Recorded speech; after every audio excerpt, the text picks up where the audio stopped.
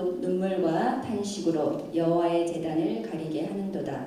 그러므로 여호와께서 다시는 너희의 봉헌물을 돌아보지도 아니하시며 그것을 너희 손에서 기꺼이 받지도 아니하시거늘 너희는 이르기를 어찌 됨이니까 하는도다. 네, 여기까지만 하겠습니다. 잠시 기도하고 말씀 전하겠습니다. 하나님 아버지, 귀한 복된 주일을 허락하심을 감사를 드립니다. 이 시간 성령님께서 함께 하셔서 저희들이 하나님을 더 많이 사랑하고 더 많이 깨달을 수 있는 귀한 시간 될 수 있도록 은혜 내려 주시옵소서. 예수님의 이름으로 기도드렸습니다. 아멘. 추석 명절 잘 보내고 오셨습니까? 네. 명절 후유증은 없으신 거죠? 네. 우리가 일상생활을 살아가면서 어떤 행복감을 느낄 때가 많으실 겁니다. 큰 행복감부터 시작해서 아주 작고 소소한 행복감을 느끼면서 살아가실 때가 있을 텐데 글쎄요, 여러분은 어떨 때 행복감을 느끼십니까? 자연을 보면서 또는 자식을 보면서 또는 두둑한 돈을 보시면서 어떨 때 행복을 많이 느끼실지 참 궁금한데요. 우리가 가장 이렇게 좀 본질적인 어떤 행복을 느끼려면요, 관계, 우리 인간관계든 하나님과의 관계든 그 관계 속에서 우리가 원만하고 이해와 소통. 오늘 우리 제목이 이해와 소통입니다. 관계 속에서, 가정에서 남편과 자녀와 또 이웃과 또 교회 안에서의 서로 그 믿음의 어떤 동지들과 그런 원만한 관계를 통해서 우리는 아마 행복감을 가장 많이 느낄 수가 있을 것 같습니다. 그렇다면 하나님과의 관계도 마찬가지입니다. 우리가 하나님을 믿고 하나님을 사랑한다 그러고 교회에 열심히 충성 봉사하지만 정말 내가 하나님과의 관계가 올바른 관계, 하나님이 원하시는 관계로 나아가고 있는지, 그것이 바로 우리가 행복으로 나아가는 가장 핵심적인 길이 아닌가 그렇게 생각을 합니다. 여러분 잘하고 계시죠? 오늘 제가 방금 읽었던 말라기 본문, 이 말라기는요, 구약 성경의 제일 마지막에 나오는 성경입니다. 말라기가 끝나면 바로 신약으로 넘어가서 마태복음으로 되는데, 이 말라기는 아주 짧아요. 4장밖에 되어 있지 않아요. 그런데 이 4장에 짧은 4장이지만 이 4장에 보면요, 하나님과 이스라엘 백성, 특히 제사장들, 가장 하나님의 일을 하는 중심부에 있는 그 제사장들과의 어떤 이렇게 논쟁이라고 표현을 할게요. 그런 어떤 걸로 한 7가지 논쟁으로 이렇게 이 말라기가 진행되고 있습니다. 그래서 계속해서 말라기를 보시면 하나님과 그 이스라엘 백성과의 대화의 단면을 볼 수 있어요. 전혀 이해하지 못하고 소통이 안 되는 거예요. 그래서 오늘 제가 본문도 읽었지만 하나님께서 어떻게 말씀하시냐면요, 내가 다시는 너희의 봉헌물이라는 것은 너무 중요하죠. 하나님께 드리는 예물이에요. 그 봉헌물을 돌아보지도 아니할 거고, 그리고 너희 손에서 받지도 않겠다. 이렇게 말씀하시는 거예요. 그런데 이스라엘 백성이 아까 우리가 방금 본문 읽었듯이 어떻게 말을 하냐면요, 왜요? 도무지 하나님이 그렇게 말씀하시는 것을 이해를 못해요. 왜요? 어떻게 해서 왜 우리가 이렇게 드리는 걸 받지 않나요? 이런 본문을 저희가 방금 말라기 2장 13절에서 14절까지 읽었습니다. 그런데 이것뿐만 아닙니다. 계속해서 제가 이제 7개가 쭉 나오는데, 제가 쉽게 풀어서 한번 1장 2절에서 하나님의 말씀이 이래요. 내가 너희를 사랑하였다. 이렇게 말씀을 하셨어요. 그러니까 이스라엘 백성이 어떻게 하는 줄 알아요? 언제요? 어떻게 우리를 사랑하셨는데요? 이렇게 하나님은 내가 너희를 사랑하였다. 그런데 그 백성은 어떻게 해요? 하나님이 어떻게 우리 사랑하셨는데요? 이렇게 전혀 정말 이렇게 동문서답이라고 할 수도 없을 만큼 전혀 이해와 소통이 되지 않는 그런 것을 봅니다. 1장 6절에도 마찬가지예요. 어떻게 말씀하시냐면요, 내 이름을 멸시하는 제사장들아. 하나님 제사장들이 그래요. 제사장들이라는 거는 그 당시에는 하나님의 가장 중심에 있는 사람들이고, 백성들의 죄를 사하는 그 중보자의 역할을 하는 너무나 중요한 역할을 감당하는 하나님의 대언자죠. 그런데 하나님께서 그렇게 말씀하세요. 내 이름을 멸시하는 제사장들아, 내가 너희의 아버지인데 왜 나를 공경하지 않느냐? 이렇게 말씀하시는 거예요. 근데 이 제사장들이 어떻게 말하느냐? 우리가 어떻게 주의 이름을 멸시하였습니까? 우리가 언제 주의 이름을 멸시하였습니까? 도무지 이해와 소통이 되지 않고 대화의 단절이 됩니다. 이렇게 계속되는 관계에 어긋남이 계속 되어져요. 이렇게 관계가 되면 정말 암울이죠. 암울이라는 표현밖에 할 수가 없습니다. 왜 이런 일이 벌어질까요? 왜 이런 일이? 왜 이렇게 계속되는 반목이 있고 끝도 없는 평행선을 달려가야 되는지 우리가 한번 이 말라기를 통해서 우리 인간관계, 첫 번째는 우리 인간관계 속에서의 우리의 모습을 한번 되짚어 보고요. 두 번째는 하나님과의 관계 속에서 우리의 모습을 한번 되짚어 보는 그런 시간이 되기를 간절히 바랍니다. 인류학자이고요, 종교학자이고 또 목사이기도 한 게리 체프만의 5가지 사랑의 언어라는 책이 있습니다. 아마 여러분들도 굉장히 유명한 책이니까 여러분들도 한번 접해보셨거나 아니면 들어보셨을 거예요. 이 게리 체프만은요, 이 책에서 사람마다 각각 사랑의 언어가 있답니다. 예를 들면 5가지인데 첫 번째가 아주 인정해주는 말, 부드러운 말. 인정해주고 부드러운 말을 했을 때 내가 사랑을 받는구나, 그런 어떤 느낌을 받는다는 거죠. 두 번째는요, 함께 있는 시간. 그러니까 함께 있어주면, 함께 있는다고 해서 한 사람은 한 집에서 그냥 한 사람은 TV 보고 한 사람은 부엌에 있고 이게 함께 있는 시간이 아니고요. 공감하면서 함께 있는 시간을 통해서 내가 사랑을 받고 있구나, 이렇게 느낀답니다. 세 번째는요, 선물. 선물이라는 것은 돈을 잘 갖다 주거나 선물을 하거나 또 소소하게 밥을 사주거나 이런 것을 통해서 내가 사랑을 받고 있구나, 이렇게 느끼기도 하고요. 네 번째는 봉사랍니다. 자신을 위해서 예를 들어서 남편이 설거지를 해주거나 아니면 베란다를 청소해주거나 이럴 때 아내가 나는 정말 사랑받고 있구나, 그렇다면 그 아내의 사랑의 언어가 봉사라는 거죠. 그리고 5번째는 신체적인 접촉이랍니다.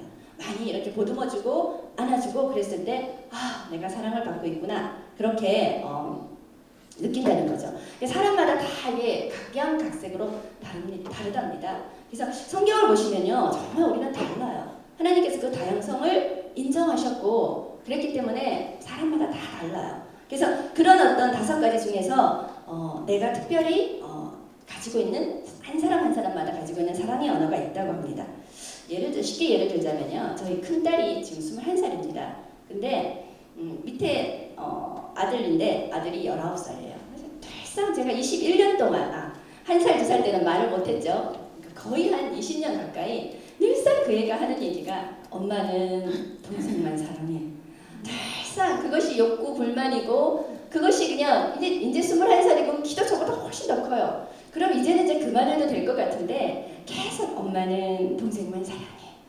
그걸 입에 달고 살아요. 그래서 저는 나름대로 걔가 이제 맞이니까 굉장히 많이 좋은 것도 더 많이 사주고요. 옷도 사면 더 좋은 거 사주고 더 많이 신경을 많이 썼는데 늘 그 아이는 욕구 불만이에요. 늘 엄마의 사랑을 갈망하고, 그래서 제가 이게 왜 이럴까 생각을 하다가 제가 이 게리 체프먼의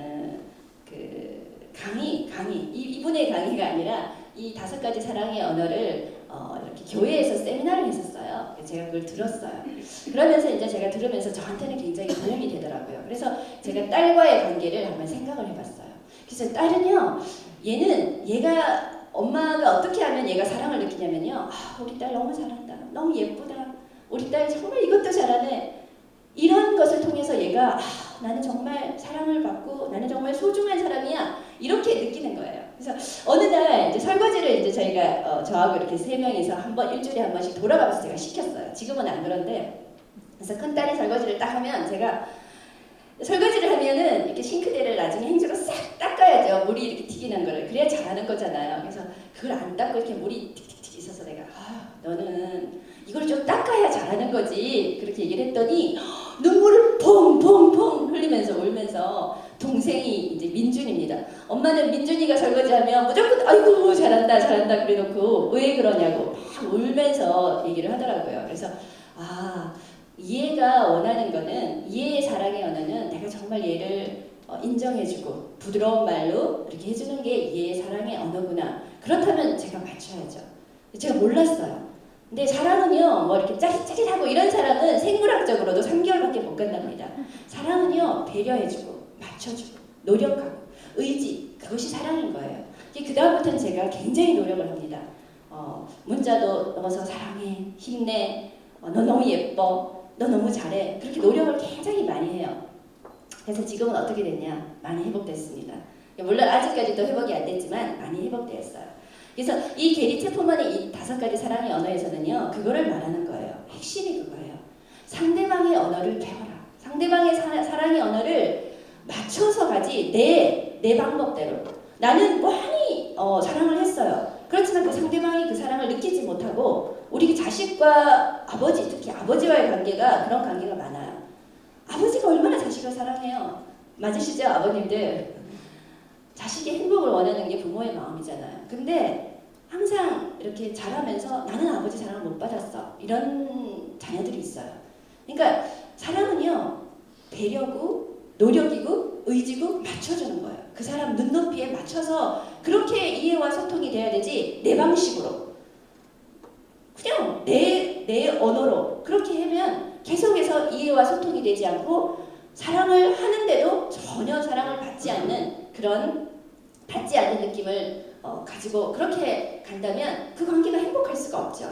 늘상 결핍에 시달리는 그런 관계가 된다는 것입니다. 근데 하나님과의 관계도 마찬가지예요. 오늘 말라기서도 그래요. 하나님은 우리를 너무너무 사랑하시는데 사랑도 느끼지 못하고 그리고 봉헌물도 바치고 지금 이 상황의 말라기서의 상황은요. 이 제사장들과 이스라엘 백성은 아주 신앙에 열심이었어요.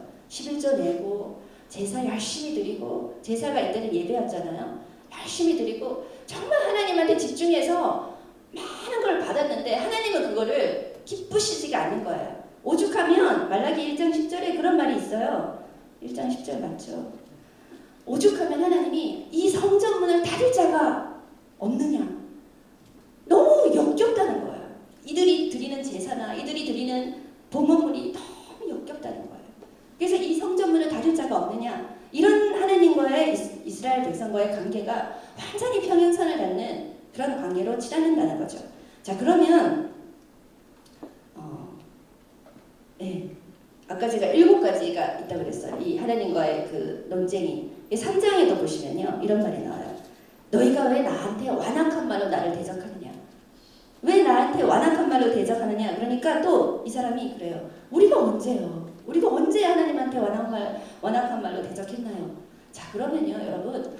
이런 관계가 하나님과의 관계가 이렇게 된다면 정말 우리는 모를 수도 있어요. 우리는 열심히 신앙생활을 한다지만 우리는 모를 수 있어요.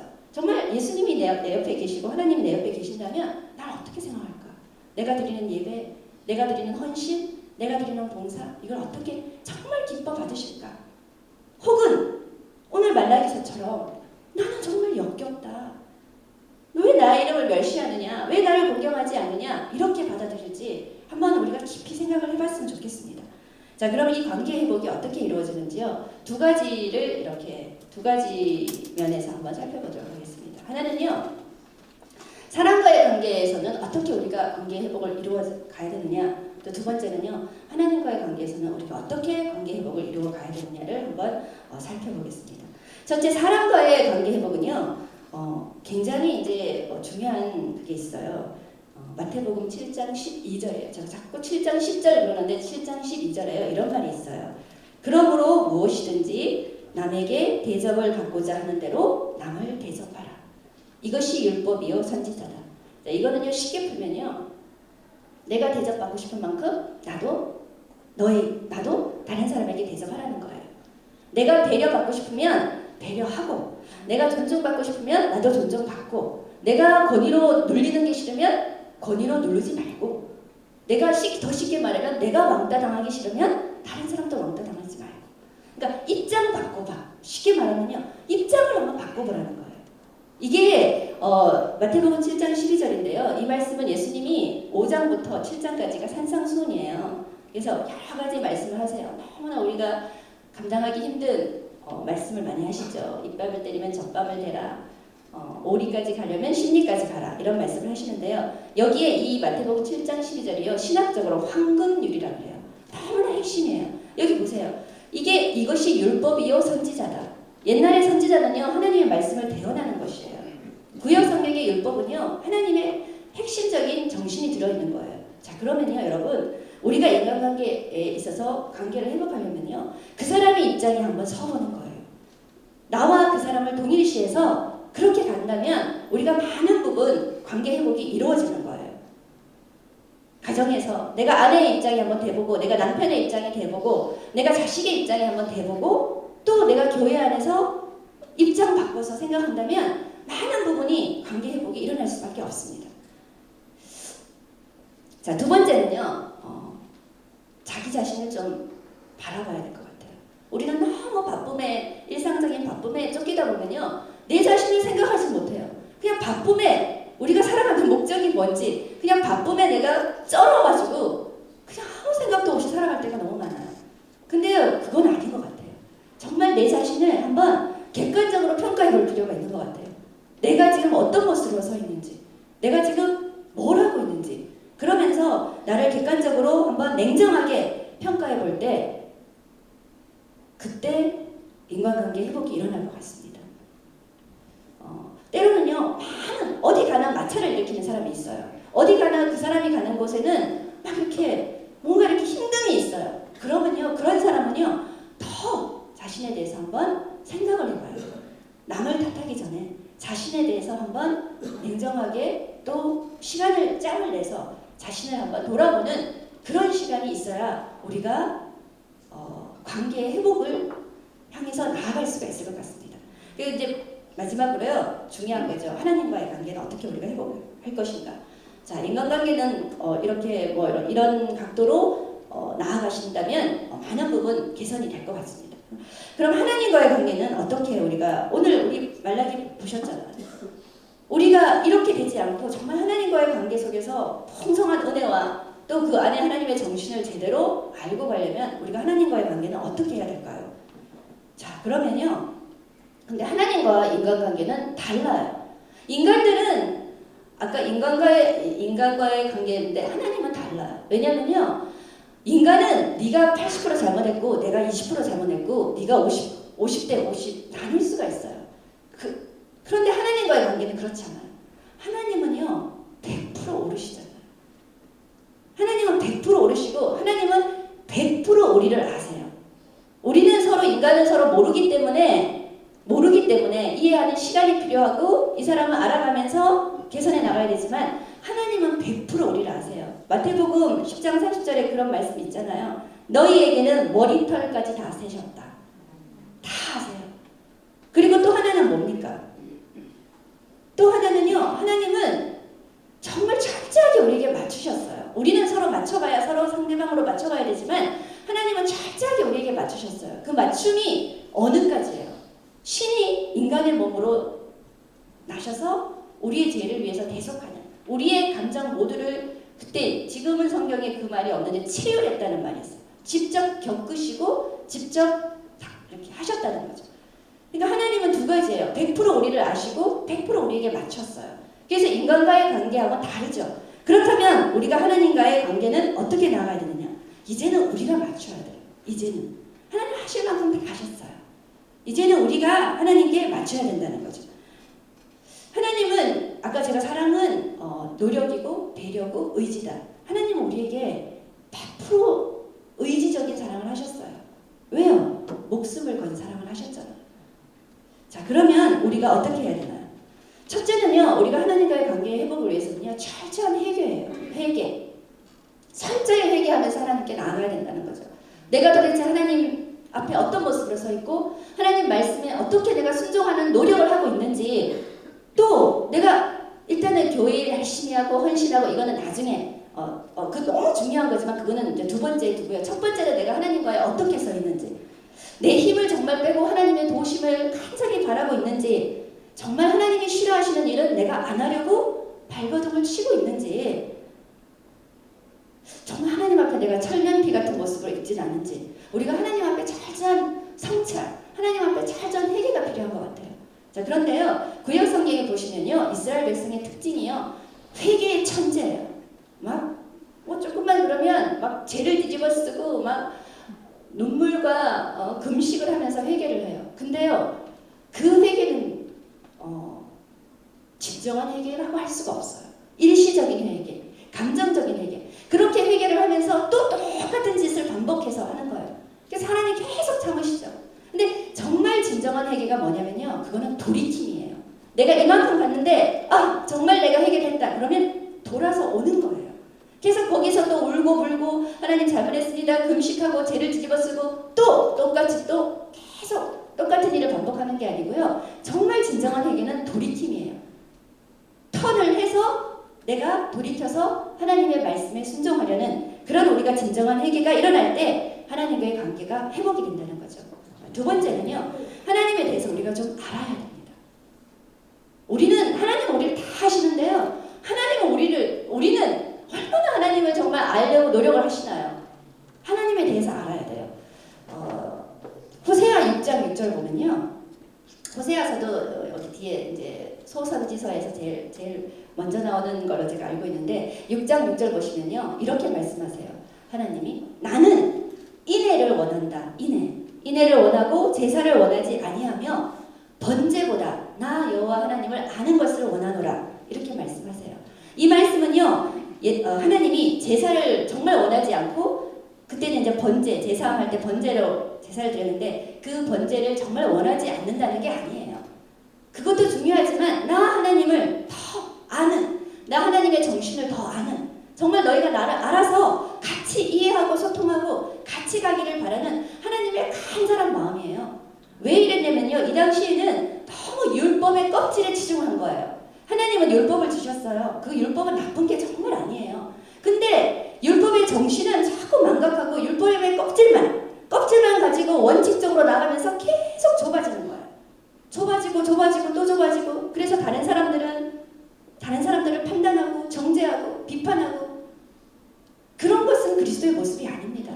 예수님이 와서 굉장히 혁신적으로 신약 성경에 오면 굉장히 그 시대에 혁신적인 일을 하셨어요. 넓어지고 또 넓어지는 게 그리스도인의 모습입니다. 그렇게 했을 때 나를 좀 알아라. 하나님의 완전 하나님의 뭐라 그래야 되나요? 호소예요, 호소. 나를 좀 알아라. 우리가 사람과도 마찬가지죠. 사람을 알려면 어떻게 해야 돼요? 시간을 보내고 그 사람을 이해하려는 시간과 그 사람을 이해하려는 노력이 있어야 우리가 사람을 알아요. 그래서 나중에는 정말 눈빛만 봐도 저 사람이 저런 생각을 하는구나. 우리가 얼마나 하나님을 알려고 노력하고 얼마나 하나님을 알려고 우리가 하고 있는지 한번 생각해 봐야 될 것 같습니다. 그래서 그런 하나님을 통해서 그렇게 우리가 하나님을 알아가는, 가장 하나님을 알아가기 쉬운 거는요, 우리가 말씀을 통해서요. 물론 기도를 통해서, 환상을 통해서 많은 것들이 있어요. 그것도 정말 좋은 거죠. 그렇지만 하나님이 왜 성경을 주셨어요? 나를 좀 알아라. 내 정신을 좀 알아라. 성경을 이렇게 읽다 보면요, 정말 하나님의 그 숨쉬는 숨결, 하나님이 어떤 것을 원하시고 어떤 것을 원하시지 않는 것, 정말 진정한 하나님이 원하시는 게 뭔지, 우리는 때로는요 껍질만 가지고 갈 때가 있어요. 그 껍질만 가지고 갔을 때 하나님이 나를 보고 뭐라고 하실까 한번 생각해 본다면 우리가 정말 하나님의 진정한 본질을 알면서 나아가는 것이 너무나 중요한 것 같습니다. 자, 하나님은 다 하셨어요. 하나님은 요한일서 4장 10절에 보면요, 사랑은 여기 있다. 우리가 하나님을 사랑한 것이 아니고 하나님이 우리를 사랑하사 우리 죄를 속하기 위하여 화목제물로 그 아들을 보내셨다. 하나님은 최선을 다하신 거예요. 최선, 노력, 의지, 모든 것을 다하셨다면 이제는 우리가 하나님께 반응하시기 바랍니다. 이제는 우리가 그 하나님을 알아가고 그 하나님이 원하시는 바를 우리가 행해야죠. 우리도 의지를 발동을 해야죠. 그래서 신명기에 보면요, 이런 말이 있어요. 내 힘을 다하고 내 마음을 다하고 내 목숨을 다하여 여호와 하나님을 사랑하라. 그래서 제가 그 구절을 읽으면서요, 굉장히 겁이 났어요. 어떻게 목숨까지 버리지? 물론 목숨을 버려야죠. 버리면 살리신다 그러셨으니까. 근데 하여튼 그 요절이요 굉장히 부담스러워요. 근데 그 말씀에요 본질은요 우리에게 하나님은 지정의를 주셨어요. 하나님이 지정이에요. 우리에게 감정을 주시고요. 우리에게 지식, 그러니까 어떤 지혜, 지식을 주셨고요. 마지막으로 의지를 주셨어요. 그럼 이 모든 것을 다 동원해서 하나님을 사랑하라는 거예요. 그러니까 그 마지막에 의지는요. 그 의지를 발동해서 우리가 행해야 되는 거예요. 그래서 우리가 모든 지정의를 다 동원해서 하나님을 알아가고 하나님의 말씀에 순종할 때 우리는 하나님과의 관계가 너무나 행복한 관계로 우리는 나아갈 수 있습니다. 그래서 우리가 오늘 이 시간 말라기 본문을 통해서요. 정말 하나님과의 관계를 다시 한번 깊이 묵상하시고 내가 어떤 모습으로 하나님 앞에 서 있는지 내가 정말 하나님의 정신을 제대로 알고 있고 그 정신대로 내가 나아가는지 그런 귀한 저부터 그래요. 저부터 굉장히 하나님 앞에 내 모습이 어떤지 바라보고 그 하나님의 모습이 회복이 된다면 우리가 인간관계는 자동으로 회복이 될 것 같습니다.